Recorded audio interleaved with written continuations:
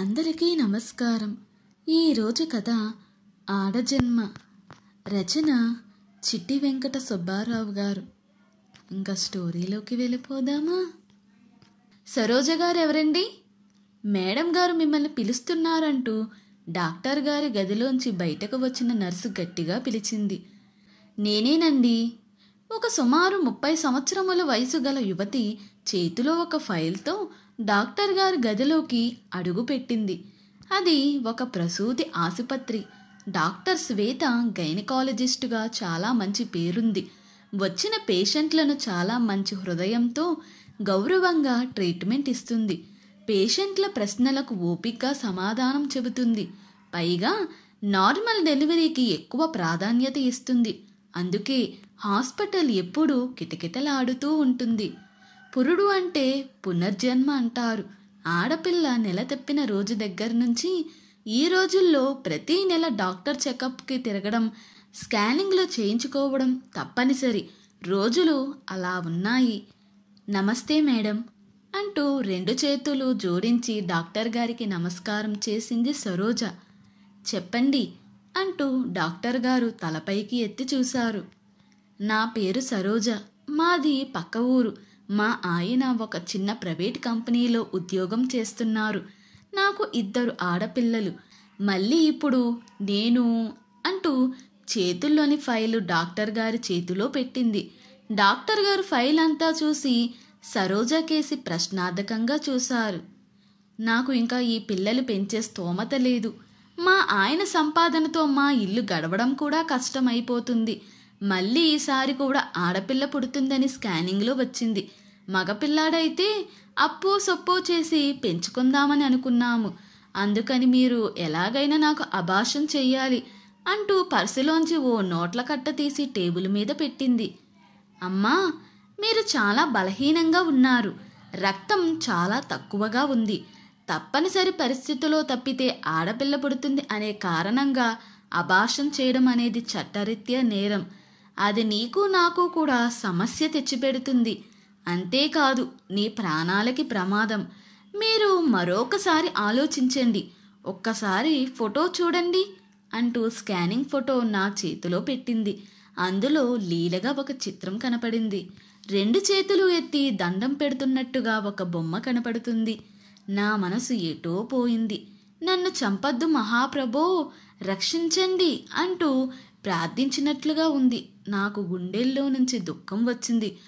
అటు చూస్తే చాలీ చాలని సంపాదన, ఇటు చూస్తే ఈ శిశు హత్య. ఎటూ తోచక చాలాసేపు ఏడుస్తూ ఉండిపోయాను. డాక్టర్ గారు ఇలా చెప్పడం ప్రారంభించారు. ఒక స్త్రీకి సంతానం కలగడం అనేది ఒక అదృష్టం, ఒక వరం.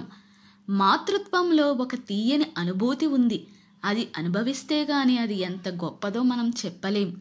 చాలామందికి పిల్లలు పుట్టగా గుడులు, గోపురాలు, పుట్టలు, గుట్టలు తిరుగుతున్న వాళ్ళను చూస్తున్నాం. డాక్టర్ల చుట్టూ ప్రదక్షిణాలు చేస్తున్నారు. పిల్లలు పుట్టించడానికి ప్రత్యేకమైన ఆసుపత్రులు వెలిశాయి. ప్రత్యేకమైన పరిశోధనలు జరుగుతున్నాయి. టెస్ట్ ట్యూబ్ బేబీల సంగతి రోజూ వింటూనే ఉన్నాం. సహజంగానే పుడుతున్న పిల్లల్ని మధ్యలోనే ఇలా చంపేయడం ఎంతవరకు సమంజసం? కానీ కుదరదు మేడం పరిస్థితి అంటూ చెప్పిన సరోజ సమాధానం విని డాక్టర్ గారు, అయితే నువ్వు నా మాట ఒకటి విను. నీకు ఉచితంగా వైద్యం చేస్తాను. మందులు కూడా ఉచితంగా ఇస్తాను. ఆహారం కూడా మా హాస్పిటల్లో పెడతారు. అయితే నువ్వు పుట్టబోయే బిడ్డను ఒకరికి దత్తత ఇవ్వాలి. వాళ్ళు చాలా రోజుల నుంచి నా దగ్గరికి పిల్లల కోసం తిరుగుతున్నారు. వాళ్ళు చాలా ధనవంతులు. బిడ్డకి లోటు రాకుండా చూసుకుంటారు.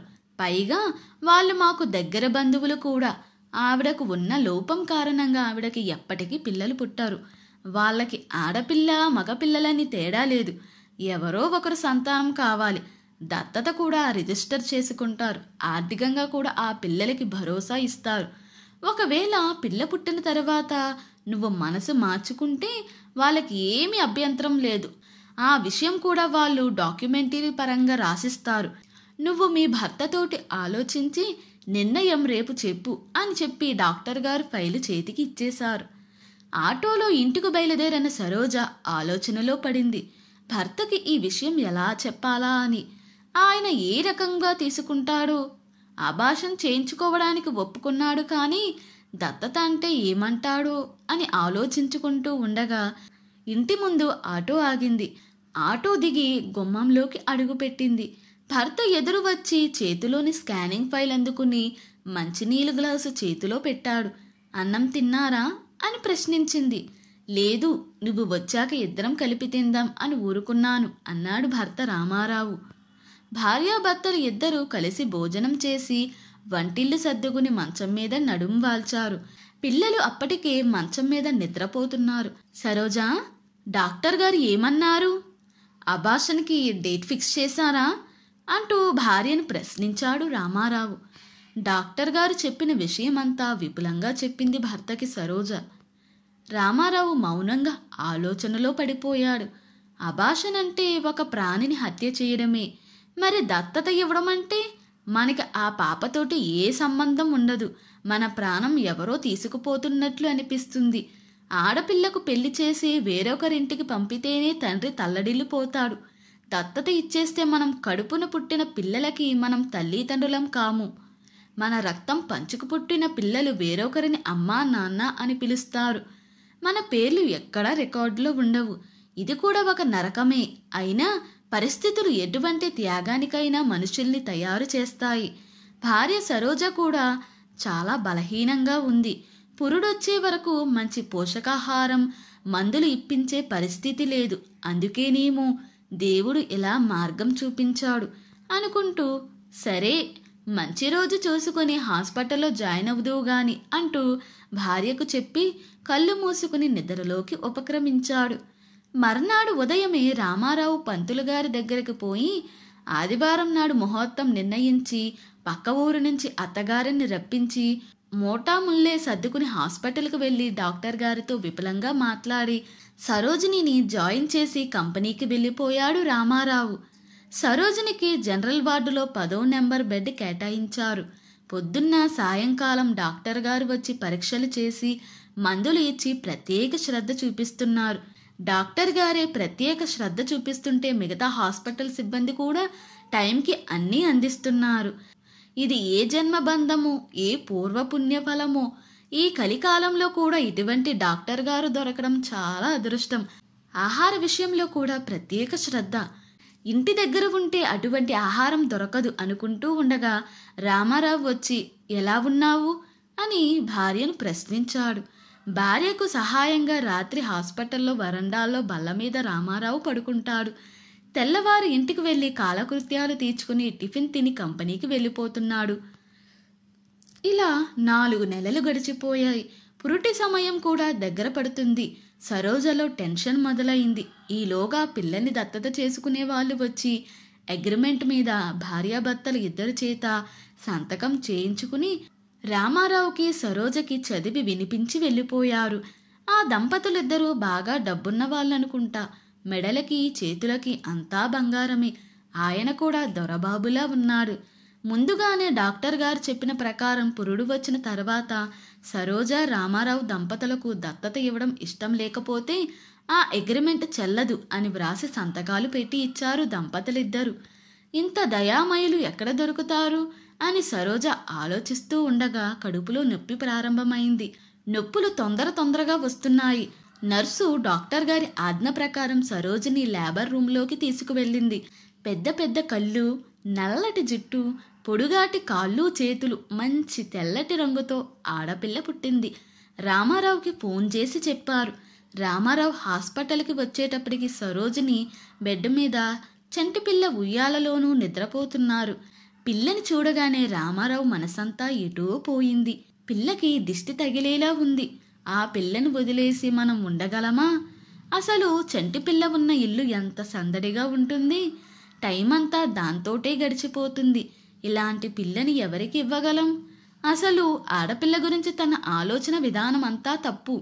ఆడపిల్లలంటే ఖర్చు అని కట్న కానుకలు ఇచ్చి పెళ్లి చేయాలని భార్యని అబార్షన్కి ఒప్పించాడు. అసలు ఈ పిల్ల ఎదిగేటప్పటికి దేశంలో పరిస్థితులు ఎలా ఉంటాయో. ఇప్పటికీ ఆడపిల్లలు దొరకడం లేదు అని ఆలోచించుకుంటూ రామారావు మనసంతా కకావికలమైపోయింది. ఇంతలో సరోజ కళ్ళు తెరిచింది. ఎలా ఉంది ఒంట్లో అని ప్రశ్నించాడు. బాగానే ఉంది అని పిల్లని చూసారా అని ప్రశ్నించింది సరోజ భర్తని. దానికే చందమామలా ఉందని భార్యకు సమాధానం చెప్పి భార్యతో చాలాసేపు మాట్లాడి ఒక స్థిర నిర్ణయానికి వచ్చాడు. సరోజకు డెలివరీ అయ్యి 4 రోజులైంది. నార్మల్ డెలివరీ మూలంగా 5వ రోజు హాస్పిటల్ నుండి డిశ్చార్జ్ చేసేశారు. రామారావు తల్లి పిల్లతో సహా డాక్టర్ గారి దగ్గరకు వెళ్లి కృతజ్ఞతలు చెప్పి వస్తుండగా, మీరు వచ్చే నెలలో రెడీగా ఉండండి, వాళ్ళు దత్తత ముహూర్తం పెట్టించుకుని కబురు చేస్తారు అంటూ చెప్పారు రామారావుతోటి డాక్టర్ గారు. సరే మేడం అంటూ బయటికి వచ్చేసి తల్లిని పిల్లని తీసుకుని ఆటోలో ఇంటికి వచ్చేశాడు రామారావు. రోజులు గడుస్తున్నాయి. చంటి పిల్లతోటి సమయం తెలియడం లేదు. పిల్ల కూడా ఒళ్ళు చేసి నుదుటిన అగరబొట్టు బుగ్గన చుక్కతో పిల్ల మెరిసిపోతుంది. సరోజ ఆరోగ్యం రోజురోజుకు మెరుగుపడుతుంది. కానీ సరోజ దిగులుగా ఉంటుంది. ఎప్పుడూ ఏదో కోల్పోయిన దానిలాగా ఆలోచిస్తూ ఉంటుంది సరోజ మనసు అర్థం చేసుకున్నాడు రామారావు. దత్తత ముహూర్తం కూడా పెట్టించి వాళ్ళు కబురు చేశారు. ఉన్నట్టుండి రామారావు ఒకరోజు మధ్యాహ్నం ఆఫీస్ నుండి ఇంటికి వచ్చి, పద డాక్టర్ గారి దగ్గరకు వెళదాం, పిల్లని తయారు చెయ్యి అంటూ బ్యాగ్ పట్టుకుని బ్యాగులో కాగితాలు పెట్టుకుని ఆటోలో ముగ్గురు బయలుదేరి వెళ్లారు హాస్పిటల్కి. సరోజ ఎందుకు ఏమిటి అని అడగలేదు.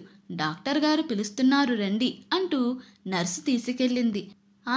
ఎలా ఉంది పిల్ల, మీ ఆరోగ్యం ఎలా ఉంది అంటూ పిల్లని తల్లిని పరీక్షించింది డాక్టర్ గారు. ఇంతలో రామారావు బ్యాగులో నుంచి 300 కట్టలు అంటే సుమారుగా 3 లక్షల రూపాయలు డాక్టర్ గారి టేబుల్ మీద పెట్టాడు. డాక్టర్ గారు ప్రశ్నార్థకంగా చూశారు. మేడం, మమ్మల్ని క్షమించాలి, మేము పిల్లని దత్తత ఇవ్వడం లేదు. ఆ బంగారు తల్లిని మేము వదులుకోదలుచుకోలేదు. ఎలాగైనా కష్టపడి పిల్లల్ని పెంచుకుంటాను. అసలు ఆడపిల్లను గొంతు పిసిగి చంపమని మీకు చెప్పినందుకు నేను చాలా సిగ్గుపడుతున్నాను. దత్తత తీసుకోబోయే వారికి కూడా మేము ఇంటికి వెళ్ళి చెప్తాం, క్షమాపణ కోరుకుంటాం అంటూ కళ్ళనీళ్లు పెట్టుకున్నాడు. ఇన్నాళ్ళు మీరు మా సరోజికి ఉచితంగా వైద్యం చేశారు, అందుకు ఫీజు ఈ 3 లక్షలు తీసుకోండి అంటూ డాక్టర్ గారిని వేడుకున్నాడు.